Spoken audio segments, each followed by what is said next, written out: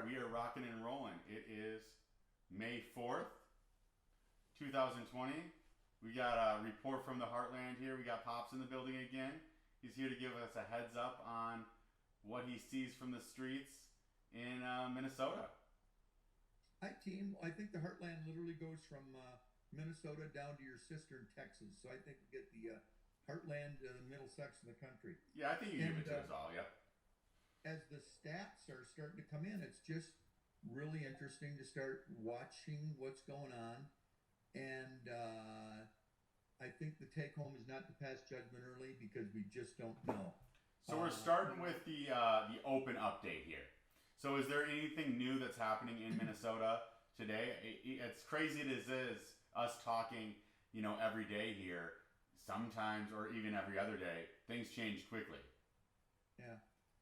Governor Walz, who's doing a pretty good job, most believe, extended our opening day now, I think, from May 4th, which was going to be, yesterday, to May 4th today. Yep. 4th today? Yep. Cinco de Mayo tomorrow. Ah, that's right. Well, he was going to unleash it today, but he's backed it up to the 18th. Okay. So he's backed it up to the 18th. And it's just slow, well thought out openings. They're trying to be reasonable, appropriate, safety first, and everyone's pretty much still in agreement. There was definitely some biting at the bit. I think a lot of people are ready to get going. You could drive it to Minneapolis from Rochester 2 weeks ago. It was barren. A week ago, starting to pick up a little bit.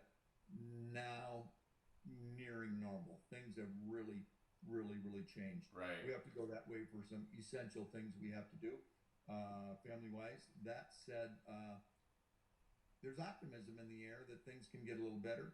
I think he's also putting the carrot out there that maybe we can consider in the next phase going to a quarter of the size of your restaurant. Maybe 1/4 of the people could be in there, still separated by a good distance. So there's optimism today. Has the quarter of restaurants started yet? No, nope. Because what just got released today in California is we're on to what they're calling stage 2, beginning on Friday, and that's where different retail shops will be able to have. I don't think you're going to be able to walk into them, but I think it's a curbside pickup for like florists, for music shops, for bookstores, different.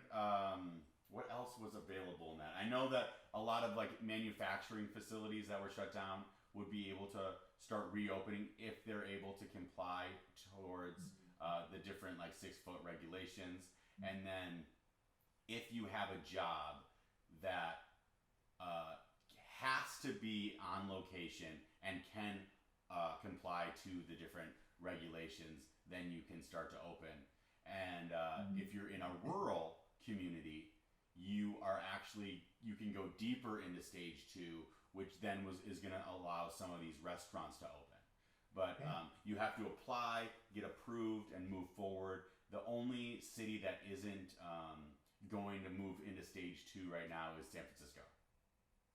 Oh, okay. Then their phase, I think they call it phases. They are actually, aren't they hunker in place? Yeah, well, they've been the most restricted city in California since the beginning, and they've continued to decide to do their own thing. And Governor Newsom is like, all right, do it, make it happen. Well, I think we'll chat on this later, but I think it's really interesting to see that states are doing it differently, and to not judge now what's happening, but let's not grandstand quarterback and judge now, but let's wait and get the information. There'll be plenty of time to analyze it in the future, and I think it's all about forward thinking, testing, right, being able to track, and then to treat. So I think forward thinking is the way to go. But it is that every state's a little different incubator. Your sister down in Texas, they literally now today are 2 weeks ahead of us at least. They didn't do nearly as much as we did, but the restaurants are able to open at one quarter capacity. So they still have social distancing. I hate social distancing. The word, it should have been physical distancing. You don't want to socially distance. You want a physical distance. Right. So I hope in the next time this COVID rears its ugly head that we change that terminology a little bit. So Texas is definitely ahead of us, certainly ahead of you guys. But what it's interesting is California, just and New York. What California is, what, 40 million people roughly. Texas 30 million, Florida 20 million, and New York 20 million. And yet the states of California, Texas, and Florida are very similar outcomes right now, even though California is hunkered down markedly more than Florida and Texas. So it'll be interesting to, in the future, dig at that more on why that was and what's going on. Well, that's, I think, like what our next topic was like governor report cards. And to what you're speaking to is, one, I think it's way too early to jump to the conclusion either way of how well someone's been doing or hasn't been doing. And I actually don't think that does very good justice right now for either side. Like, let's say you're trying to line up an argument in favor of the left. It's not your time to do this yet. Like, it's too early to tell. And unfortunately for you with this discussion, there's a lot of Republican represented areas that are doing great. And then for the right, in fact, as good as, or better, as good as, and then so that's baffling. And then for the right, too early to call. You're gonna open up earlier. You're gonna start living a life that is gonna still accommodate to the different restrictions, but you're gonna start living outdoors, and time will tell if that was appropriate or not. So I just think like everybody just needs to hold their horses a little bit on the governor report card. But then when this the governor report card comes down the line, I also think we need to hold all of the governors to the same level of expectation, which is like, absolutely, how do we rate how well you did? Like, what type of economic factors can we put into place? What is an appropriate death rate, which is this is a disaster. And this is something that we wish we never had to go through. But governors are going to be graded on their death rate. And that death rate, we call it CFR, case fatality rate. Nobody's really wanted to talk about it, and that is going to be something that we need to really dig down into in the future. And what age were the patients? What comorbidities did they have?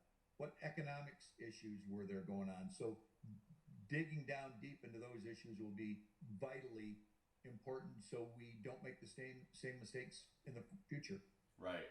And so, it's interesting to see, like Florida didn't get as heavily locked down as other states, but it does sound like their governor has been very adamant about protecting nursing homes from the get-go. And yes. I think that's how they've been able to limit some of their the amount of deaths that you would maybe expect from the level of movement that they've still allowed within their state.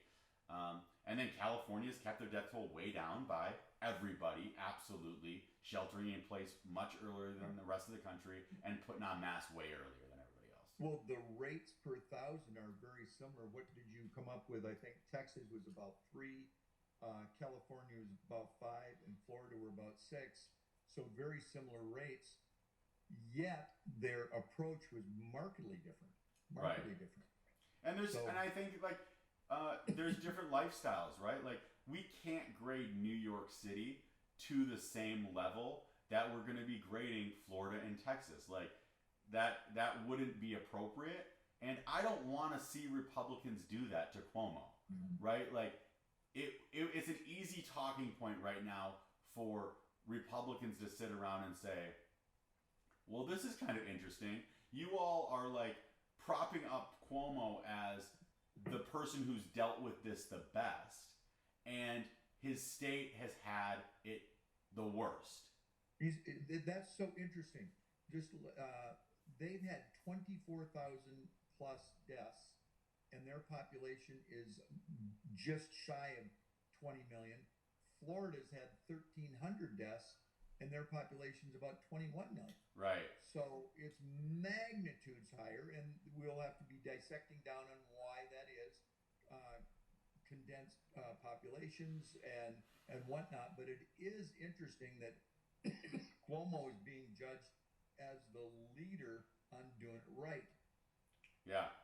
And I actually, you know what? I really trust Cuomo's approach. I think as an old school governor, I think he's doing a great job. I think he's addressing the facts daily. I think that he's being honest about what needs to happen. He's doing all the optics the right way. Like, he's moving forward. He's being harsh when he needs to be harsh, soft when he needs to be soft. I give him credit.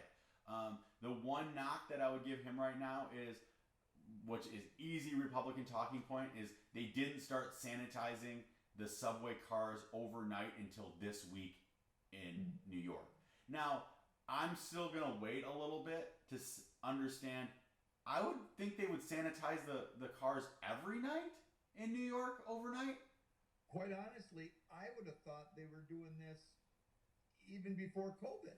I would, as going to New York occasionally, it's like, you got to be cleaning these things occasionally, aren't you? I was shocked to hear that. Right. So I think that coming out of this for all of us, cleanliness is going to be a far bigger deal. But I think we have two rising stars. I think we have Cuomo, rising star that you need to track as a Democrat. And then I would hedge my bet that the Florida governor is the next on the docket as a Republican candidate.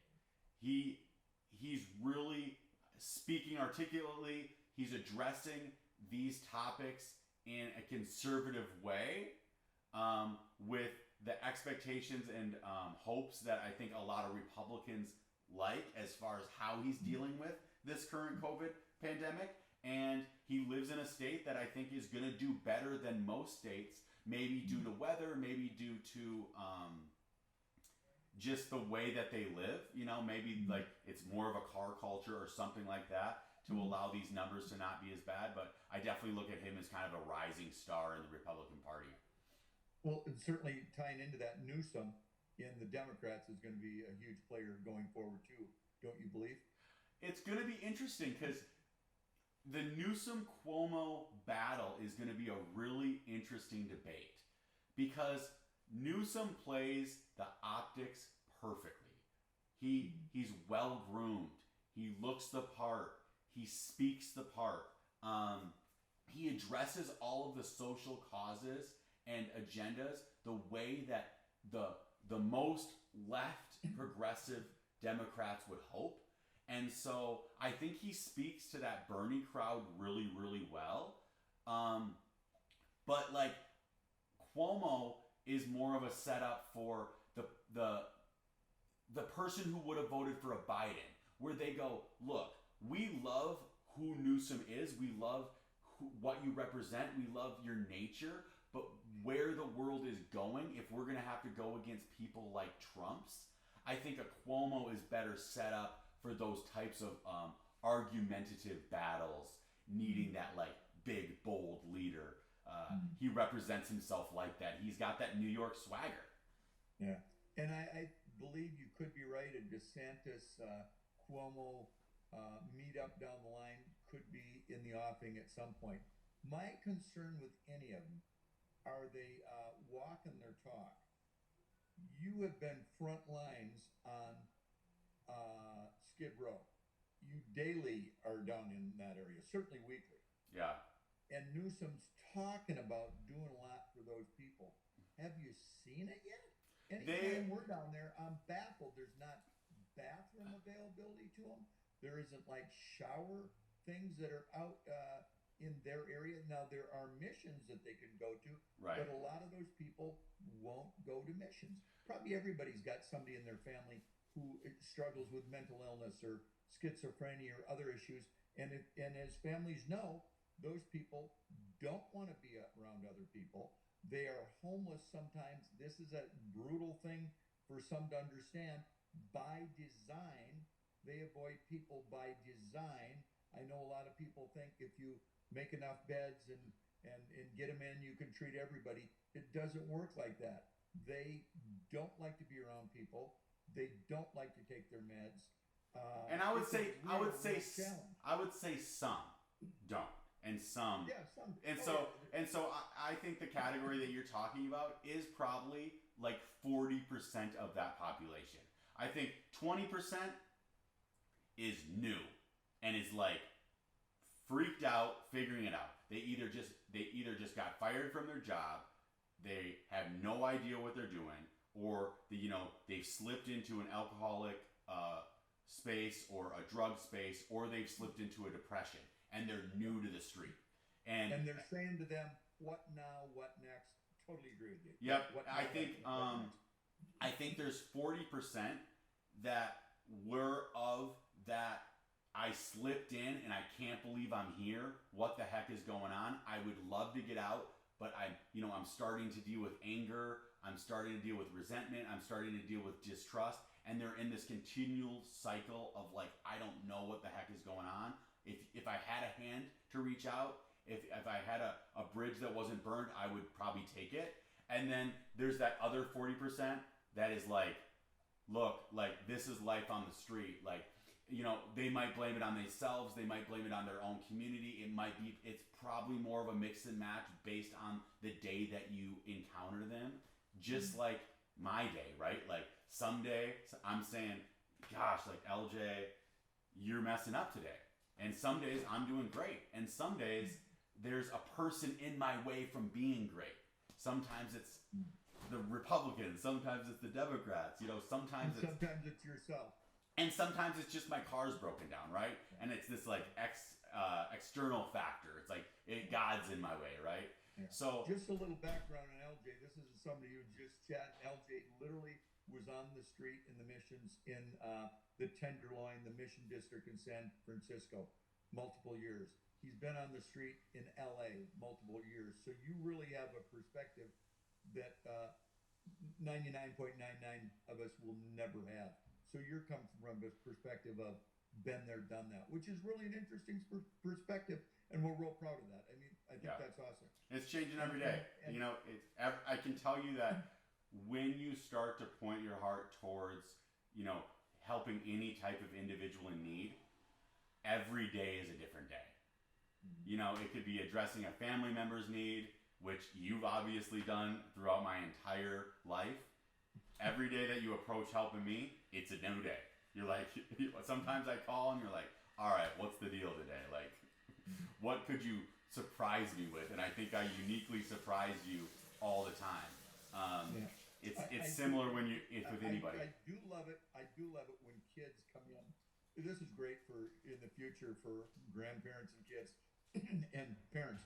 When kids will not really want your help, but about 9 o'clock at night they'll come in and go sit you down and go, oh, by the way. And when you hear, oh, by the way, it's like take a deep breath. Something might be due by midnight. Funds might be needed by tomorrow.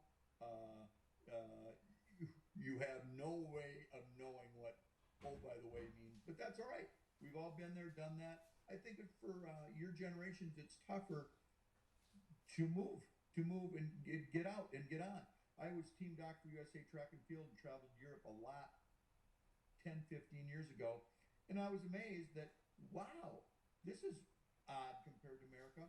You'll have multi-generations living in the same house. Grandparents, parents, and the kids. It's like, oh, that's pretty unique. Right. It's here now. It's here in America. So they were a reflection of what's going to come. Who do we got out there? Who's smiling? We got Lulu in the place here. Hey, Lulu. Hi, buddy. Hello. Give us one little smile just so we know Lulu's in the house. She's smiling.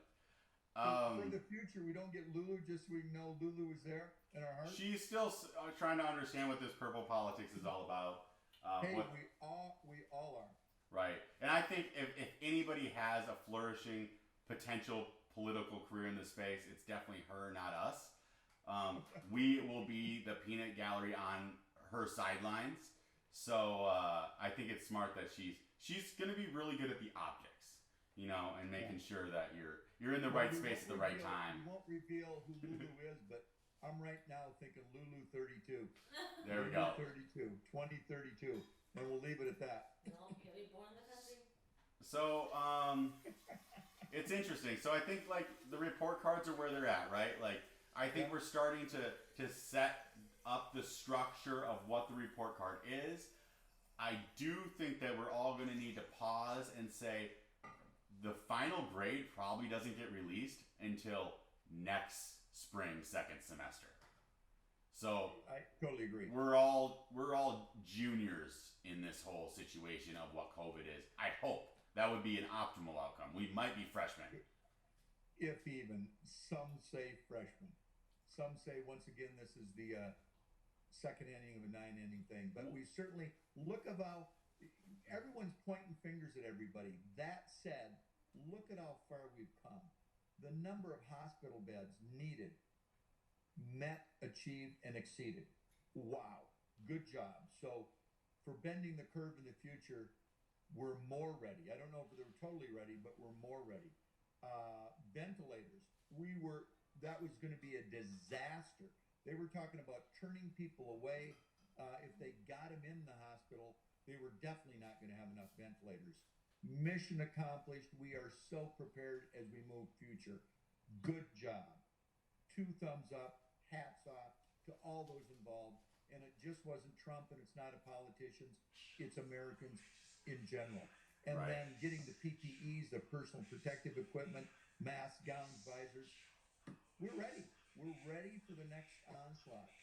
I take that back. We're more ready because bending the curve, we were so behind the curve coming into this 2020, and that will be dissected forever on who was to blame for that. Well, let me tell you from the grassroots, we were all to blame.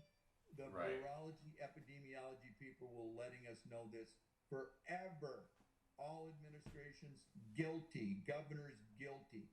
There wasn't enough money to go around. They couldn't be buying ventilators, doing hospital beds, but we all got caught up. So as everyone's pointing fingers at each other, just remember what Grandpa would say, 1 finger's going out and 3 or 4 are coming back. We're all involved in this. So as we move forward, we can do better. And like moving on to Trump, like, it's going to be interesting to see how this continues to play out, and this is where we're at, right? Like we're now entering into this summer season, and he's promoted different drugs, he's promoted different types of restrictions. He's interestingly like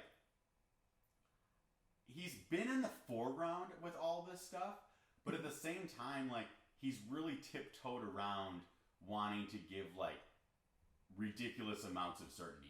He's been floating off numbers of 80,000 one week of how many people are supposed to be dead, and then it's 130,000 this week, and the reports are it could be as many as 250,000. His report card is still yet to be out as well. But this is such, in his defense, this is totally unknown territory. I keep referring to Columbus on the Santa Maria coming from Europe to here. We knew kind of where we wanted to go, which is to get out of this mess with as less casualty as possible. But in the reality, there's a lot of tacting along the way, changing the direction of the ship, some right, some wrong. Some days it seems like sailing's clear where the curve is coming down. Other days, like in the last couple of days, Minnesota's had some bad numbers. So it's hard to know. So kindness and giving everybody a break now.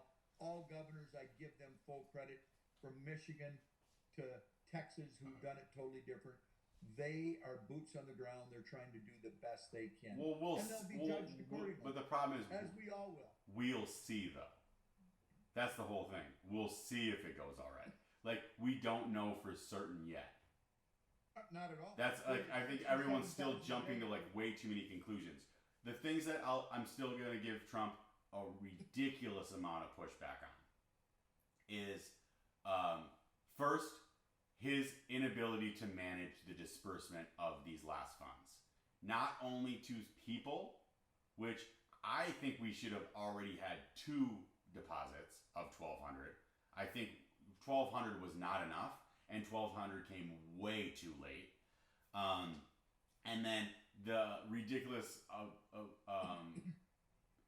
idea that like groups like Harvard are going to get money, the Lakers are going to get money, Ruth Chris is going to get it twice. Like these should have really been the scenarios where we expected Trump as a businessman to step up, streamline things, and do things in the way that we would expect a CEO to run the company. And he's the CEO of the country. He's really failed on one of, I think, the most essential elements of this. And and the reason I feel so comfortable with giving him shit about this is he claims to be the Wall Street guy, the economic guy, the real estate CEO dude. And he's fallen really, he hasn't fallen on his face in this. He's allowed a lot of really good companies to fall, and we don't even know what that aftermath is going to be. We're going to walk out of our house, and so many of the restaurants that we once loved will never exist again. And they're not just nameplates with great recipes. Like, those are families. Those are communities that will never exist again. And huge names in Minneapolis area. What, Farmer's Daughter, the Marvel, they aren't coming back. Muddy Waters. Yeah. Muddy Waters. That's really scary. Once again, the indirects after the direct hits are going to be brutal. Indirects are going to be around for 3, 5, 10 years. It's going to be tough. The big interest in Minnesota today was two things. One, was this around before like March, February, January, maybe the start of, or end of last year? Because a lot of people are coming forward and going, and I'm one of them. At the end of January, early February, I was exposed to somebody who had been in China.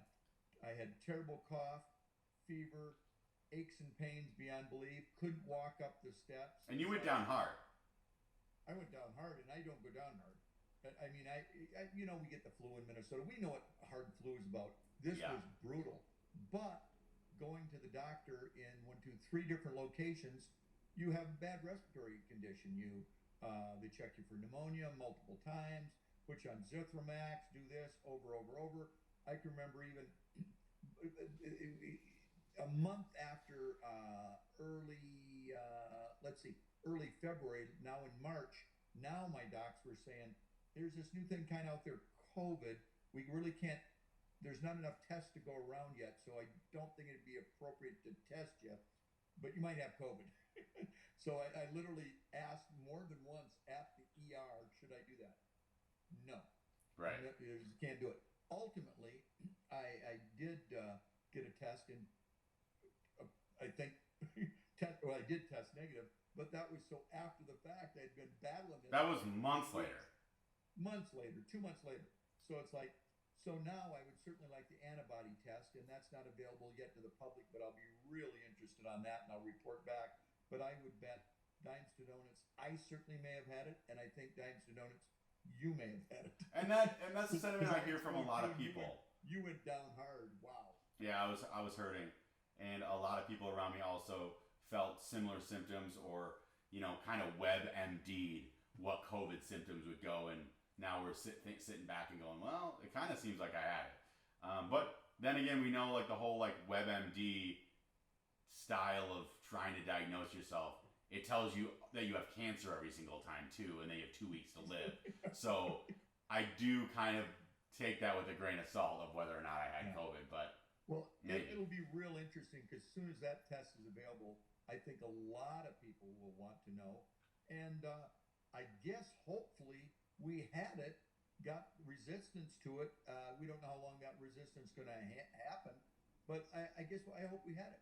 The other big thing in Minnesota is, and nobody knows this answer, is it a myth or not about warm weather? Does that make it less likely? Does that knock it down? Or what's that all about? We in Minnesota, we're used to kind of the thought that the flu subsides kind of in the summer and then is going to pick up again in the winter. So anecdotally, we'd go, well, we think heat will knock it down. Well, we don't know if that's going to be the same animal this time or not. So does so heat actually does knock down the common flu, or is it have anything to do also though with the fact that our bodies are gonna have better immune systems when the weather is nicer and that we're outside more? Like there's not only the weather of summer, but there's also the lifestyle of summer. I think that we're forgetting about. Many will say it's hugely the lifestyle. In Minnesota, you're locked up all winter, hunkered down and banging around just inside, where all of a sudden now you get to go outside. Once again, maybe fresh air, sunlight, and all that, just due to the fact that you can get outside, makes a huge difference. So it'll be fun to dig deep and dive and dissect some of the results here to see if they can work through it. Hats off to not only anybody in healthcare, but to the epidemiologists trying to get through this, the guys that are going back to trying to find ground zero. How do they do that? Isn't that crazy what they do? I mean, this is super sleuth stuff beyond belief. Well, and it's got to be difficult sometimes when people are asking you for answers and maybe there's not one. Absolutely. Like the whole world is sitting around bracing, being like, one, are we going to find a vaccine? We're all putting up these like different timelines of like, oh, the vaccine's going to be here in 5 years, or it's going to be here in like 9 months. And it's got to be crazy for the people on the ground floor, because they're like, we're gonna simulate tests until the vaccine shows up. It's like if they knew exactly how to get the vaccine, they would have the vaccine. But it seems like it's actually more of, we're gonna roll the dice in this structured scientific experiment until we get the vaccine. And it's like, well, how many more dice do you have to roll? And it's like, I'm rolling dice. People do not yet get that science is trial and error. I mean, it's putting down hypotheses and trying to look for facts out of the data, but it's trial and error. And then your boss leaves the lab and is telling everybody, we're going to have it in 9 months. And you're sitting there like, okay. Like, you have no idea. Yeah, you have no idea. We have treatment. I use AIDS. We have treatments for AIDS. I don't think you have a vaccine for AIDS yet, and it's been 15 years. Yeah. Correct me if I'm wrong, but I think there are a plentiful examples of that vaccines aren't even out there yet. You hope they get out there. And this new medication that they're touting, I hope that's good. And I'm even a fan of, I hope they find out hydrochloroquine is good for some people. But, you know, nobody should goes out there and do anything independently. Like they were thinking people would go out and drink some Clorox. Are you serious? Those people that would drink Clorox after the suggestion of that as a disinfectant are the type that would do it without even hearing about it. There's a lot of people here in California that might watch this, Dad, that would disagree with you firmly. They would disagree with you firmly that there is more of an expectation that we should have on leaders to be able to articulate these facts better before they just disperse them to the masses. But one of the things that I do think is kind of unique to this is like the problem what Trump does is he's such a rambler. And like Cuomo, he will talk about drugs that are potentially getting released, but he does it in a different type of structure. It's a different verbal pattern. It comes with a little bit more certainty. He always tries to end it with like, but these are scientific studies and we got to give it time. I don't think Trump gets as much benefit of the doubt on that, but I don't also think that he should be given as much benefit of the doubt, because he doesn't talk like that. He talks in such like bogus absolutes all the time. He sets himself up for failure a lot. Like many of us in life, we're our own worst enemy. He won't admit it, but the rest of us will. Hey, I have 2 questions for you. Okay. One, Cuomo's brother. He's been in the limelight. He's those who make the rules, push you got to do this, you got to do that, and then are rule violators themselves. Now, anybody that digs deep into this, I think he got called out looking for a new apartment or new house. Some will say it's bogus. I think you can dig and find it on some reliable sources that he was a gotcha moment, don't you think? I think he got.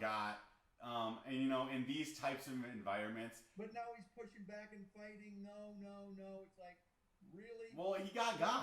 I don't know what to tell you. He got just like that one mayor who got caught doing her nails in Texas. Yeah. But what ended up happening with him is, from the different news sources that I was able to read, is he told everybody that he was quarantining in his basement, totally isolating himself from his family. He's lost emotional touch with his kids, and then he does this grand announcement of I'm finally walking up the stairs, I'm finally COVID free, and then it rolls out later.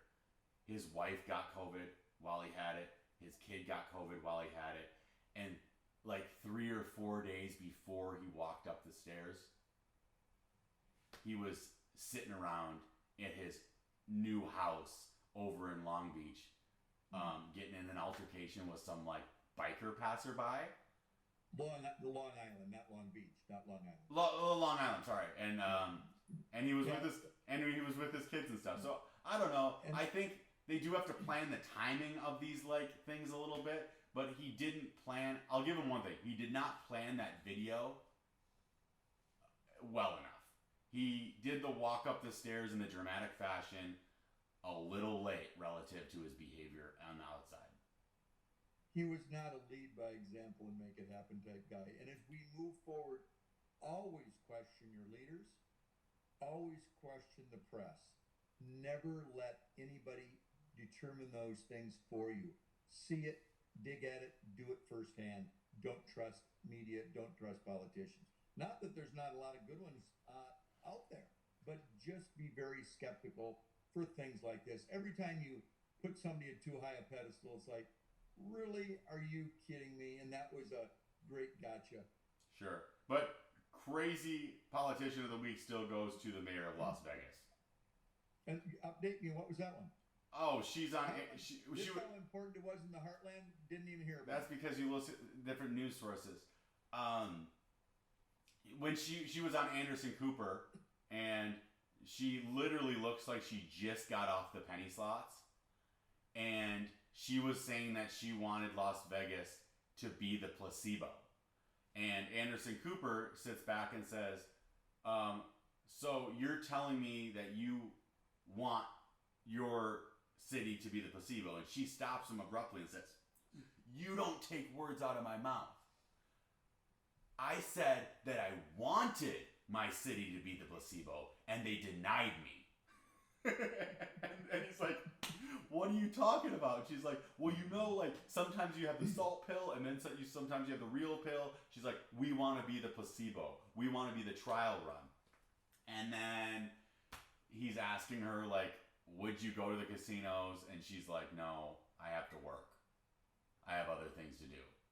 And she's still political dunce cap of the week for me, and might extend out through the end of the month. That would be good. Well, now just to clarify, I listen to Andy and I listen to Rachel on the one side, but and Chris Matthews, but I also come back and I listen to Hannity and Tucker and some on the right. I literally think be super cautious of both sides. So somewhere in the middle is where purple politics are, and that's what we have to carve out. That's why we're purple. That's why we're purple. How about McEnany, the new press secretary? Any initial thoughts? I think she's tough. She does the job, I think, the way that she would want Trump to do it, or she would hope she's doing the job the way that Trump would hope that she's doing it. Yeah. I think that the initial report card from probably 10 Zoomers, and I have left and right people, 10 Zooms in a week, business, real estate, docs, political, and religious people. And they all kind of said, wait and see, but the initial report says she did a job that Trump wanted her to do. right? Which you have to. It's gonna be hard though. Like she's going when it comes to like the Trump supporters to have to come to second Huckabee. I mean, when it comes to what a Trump voter wanted, Huckabee was grade A. You know what I mean? Just an ultimate basher. She did come with the facts that she needed to spew in the way that Trump wanted her to do it.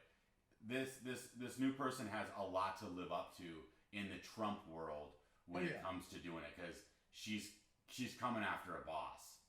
Well, just think of it. I have no idea what they make, and I'm sure it's not that much, but they are on a rocket ship. If they can survive like probably 3 months to 6 or 9 months under those conditions, they're making hundreds of thousands in PR the rest of their life annually, easily. Well, and it's an interesting and unique experience, right? Because you just do your job, and unfortunately, you might have to sign a deal with the devil to do that, or you're so grounded in the virtues that you believe in from that side that you just get to dig your heels in and have fun, right? You're just like, we're going to live off of our facts and we're just going to roll with it. But then at the end, you get to decide what book you want to write, and you're going to make $1 million for it. You either get to totally bash whatever in advance. Yeah, it's a good deal, but that would be a tough job. And would you take it if they said, LJ, we're liking purple politics, we want you up here? Would you consider that ever? Would you say, I wouldn't be able to take it for Trump, but I would love that job. That job seems fun. And like, if I could kind of put my morals aside, doing it for Trump would be like one of the most fun people to do it for. But unfortunately, you have to deal with the fact that every once in a while, he's going to have you tell people blatant lies, and I won't be able to do it. Could you do it for Nancy Pelosi? No. In her defense, and once again, I could do it for Brock or George Bush, though. Yeah, that's true. And Nancy's been pushing for testing, tracing, and treatment. So she's hammered home on that. But she, gets a, are you kidding me?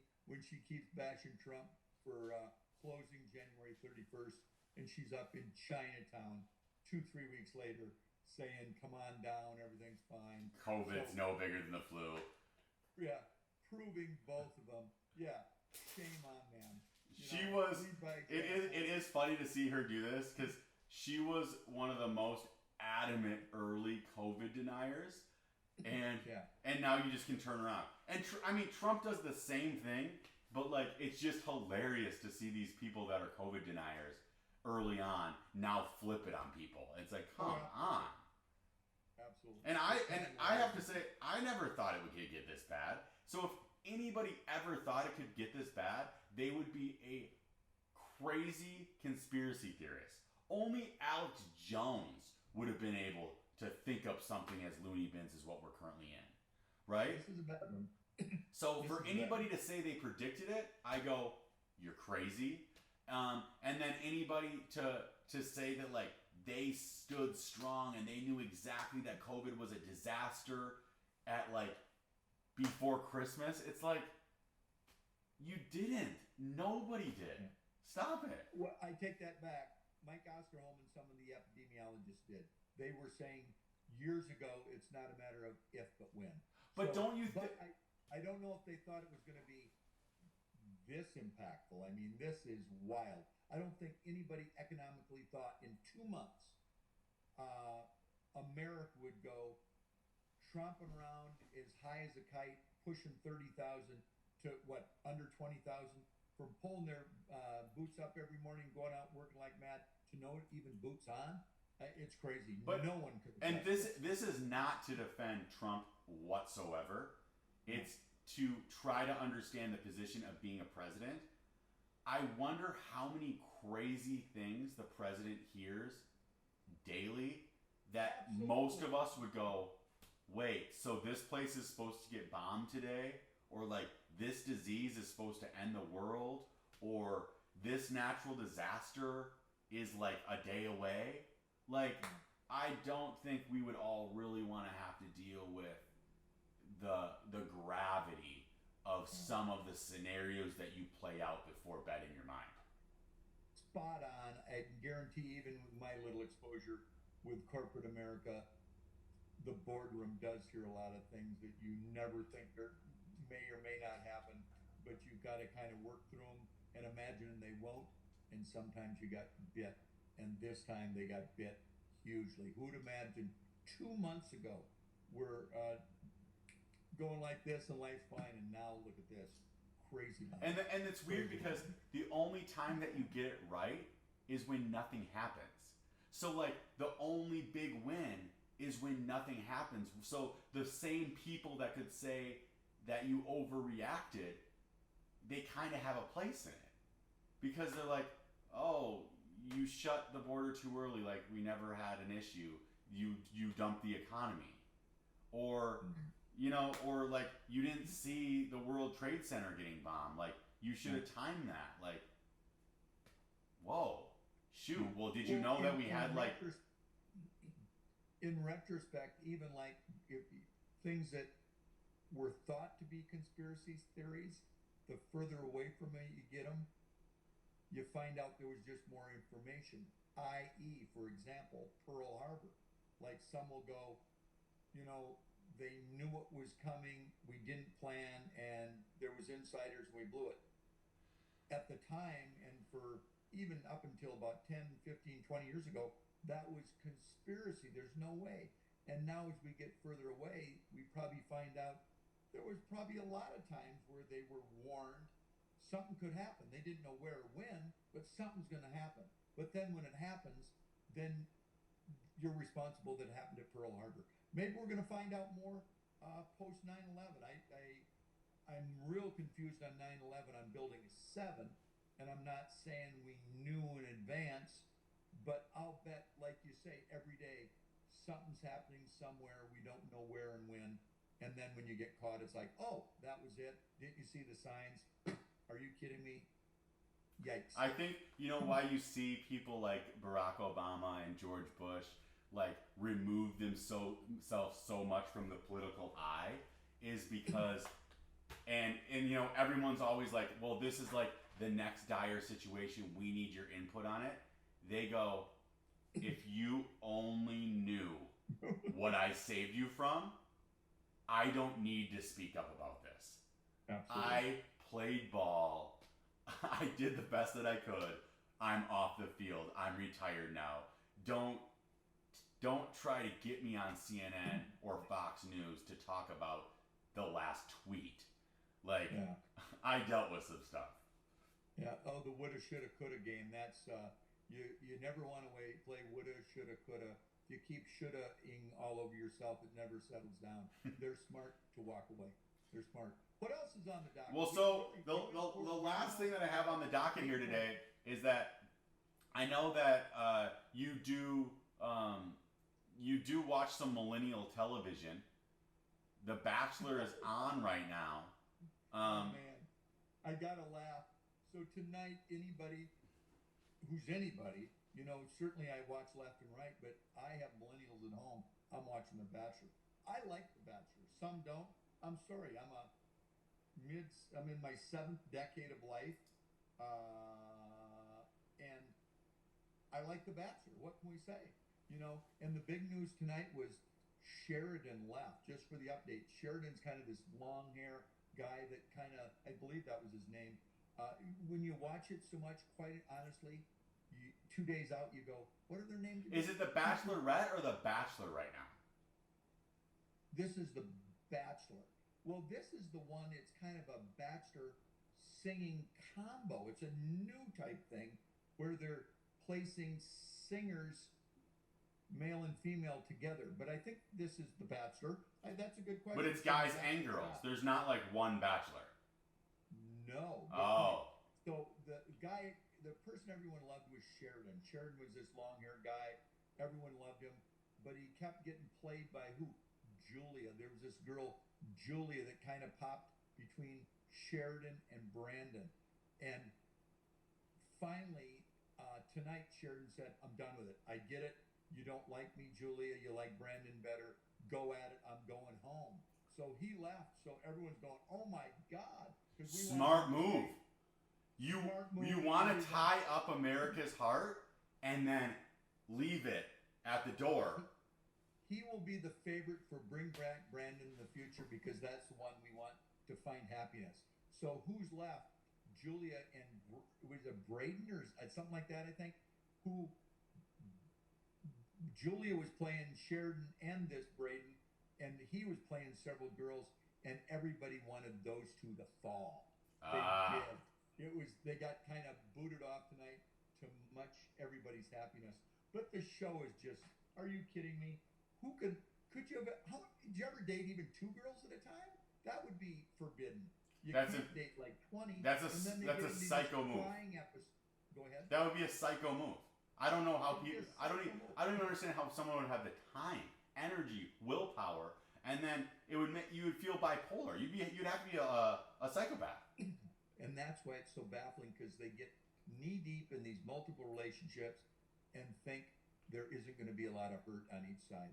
So I think we always talk about learning situations.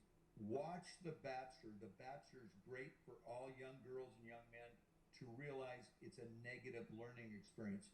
Never do what they're doing. Ever. That's not the way to do it.